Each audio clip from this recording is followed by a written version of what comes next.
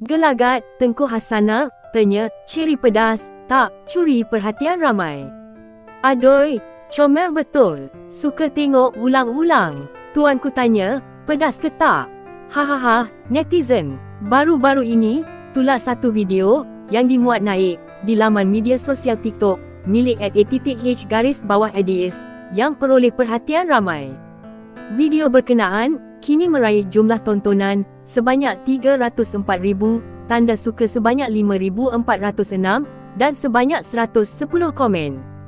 Di dalam video berkenaan, memaparkan Tengku Hasanah yang ingin merasa, namun baginda menanyakan terlebih dahulu, adakah ceri Barbados tersebut pedas atau tidak. Rata-rata netizen teruja melihat video tersebut. Mereka juga mengatakan bahawa cara Tengku Hasanah menanyakan itu kelihatan sangat comel.